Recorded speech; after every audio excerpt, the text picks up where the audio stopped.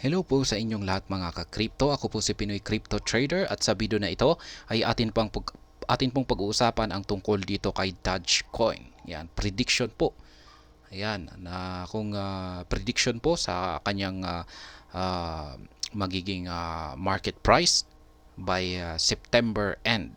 Yan, ngayong taong ito, 2023. Kaya, ayan, ngayon po ito, September to end na prediction. Ayan, bago tayo magpatuloy, ay nais ko po munang bigyang linaw ang aking disclaimer kung saan ang nilalaman po ng video na ito ay hindi po ito isang financial advice. For education and information purposes lamang po ang layunin nito. Maliban po dito ay nais ko na rin pong magbigay babala na wala pong kahit anumang group chat ang Pinoy Crypto Trader. Ayan, kung gusto na ano nga ba ang prediction nila dito, kung i-check po natin yung trading chart ni Dogecoin ay yan po siya.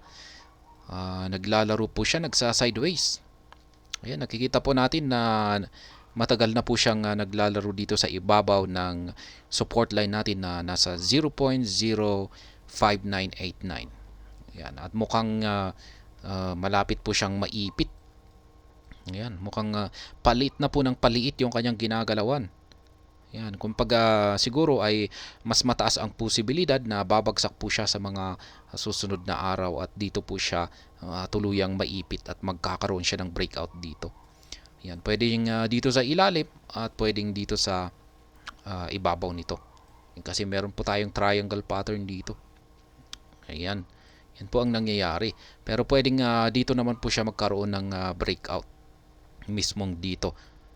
Yan, hindi na siya siguro babagsak pa dito sa ilalim ng 0.05989. Pero ayan, alamin po natin yung kanilang prediction dito. Sabi dito ay Dogecoin has gained significant popularity as a meme coin, serving as an inspiration for a multitude of other animal-themed cryptocurrencies. These meme coins, as their name implies, were initially created as a light-hearted joke. However, they have experienced a remarkable surge in popularity in recent times. Ayan, tulad din po ni Shiba Inu ay ginawa rin po ito bilang katuwaan lamang. Pero sa hindi inaasahan ay marami pong nagkagusto nito at bigla itong sumikat. At yan, naging isa ng token na asset. Yan, isang investment asset. Yan po si Dogecoin. Ayan, mas nauna po siyang lumabas kung kaysa kay Shiba Inu. In an attempt to participate in the meme coin frenzy, many users have shown interest in joining the growing trend. Dogecoin played a pivotal role in initiating the meme coin craze and subsequently inspired the development of various coins that aim to emulate its success. Ayan, marami rin pong naggaya. Kaya hanggang sa ngayon ay marami pong nagsisilabasan na mga meme coin. Dahil nakita po nila na pwede pong maging successful ang meme coin lamang. Yan, with numerous users getting their hands on Dogecoin, a question arises about how high Doge can go in September. With the whole market trading in red, here is our price prediction for the end of September 2023. Ayan. Ito po yung kanilang prediction. Ayan, bago magtapos ang buwan ng September. Yan, ang buwan na ito. Kaya yan, various factors such as market conditions, price action, development, supply, and use cases will determine whether Doge price predictions shoot up in September and 2023. Kaya yan po yung mga maraming factors na naging basihan dito kung naging basihan nila rito sa magiging prediction nila dito kay Dogecoin. Ayan, short-term prediction po ito kasi ayan na nga, malapit na po ang pagsapit ng sunod na buwan. Yan, ang October.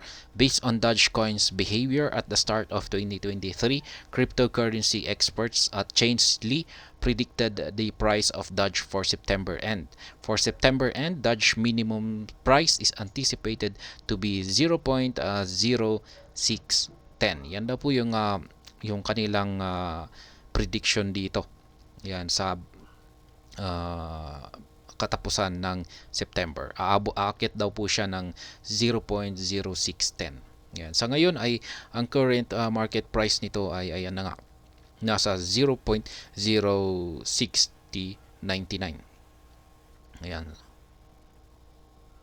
Kung pag-aakyat po yan ay ayan, na-hit niya na po ang target nito. The maximum price expected is 0.0640. Yan, ito raw po yung pinakamataas na maaabot nito, 0.640. Yan, hanggang dito lamang po. Dito pa rin sa sideways pa rin yan. Considered na sideways pa rin. Yan. It is anticipated that Dogecoin will trade at an average of 0.0625. Yan naman po yung average price daw niya. Yan. Pero sa madaling salita, kung pagtitignan natin ay talagang sideways pa rin. Yan. Matatapos ang buwan ng September na nandito pa rin siya. Yan. Nagsa-sideway. Yan. The accuracy of these predictions, however, remains uncertain as they can easily be influenced by Elon Musk tweets. Ayan, totoo po yan. Yung prediction po na ito ay pwede pong magbago. Ayan, kasi alam po natin na nandyan lamang si Ginoong Elon Musk sa paligid.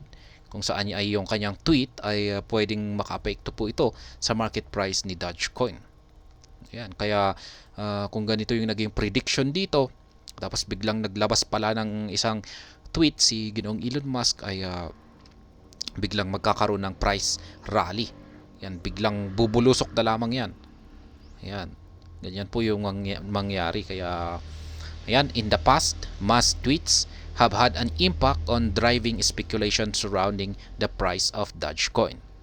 However, this time around, there is potential for Dogecoin to serve a practical purpose. There are discussions about the possibility of integrating Dogecoin into Twitter for tipping and payment purposes, which could potentially enhance its utility and practical value. Yan, ang tagal na nito. Ayan, maraming nag-aabang dito na ma-integrate si Dogecoin kay Twitter. Ayan, kasi naglabas po si Ginoong Elon Musk na pwede ka raw pong kumita kay Twitter. Yan, sa pagiging isang content creator. Tulad din po dito sa YouTube. Yan, pero ang ibabayad sa iyo ay yung Dogecoin. Ayan, pero yan ang tagal. Hindi natin alam kung kailan. Pero yan po yung plano. Ayan, nabasa na po natin yan. Na-content po natin yung tungkol diyan noon. Pero yan po yung prediction dito. Sideways pa rin po. Ayan, sa madaling salita ay sideways pa rin po. Hanggang dito pa rin. Malamang ay baka pati hanggang October ay nandito pa rin yan. Ayan, or baka sa tingin ko hindi natin alam kasi matigas po yung trend line na ito, trend resistance line na ito. Mukhang babagsak siya sa October. Kung aabot siya dito, mukhang babagsak siya dito. Yan, dito po siya kung pag hindi niya mababasag ito. Yan, kaya yan, bilang isang trader ay yan po naman yung binabantayan natin.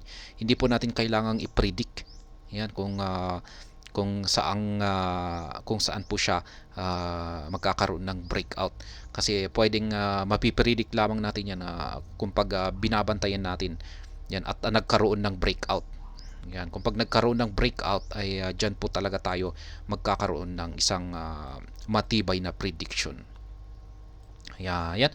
Hanggang dito na lamang po tayo sa video na ito. Sana po ay inyong nagustuhan ang aking paliwanag dito.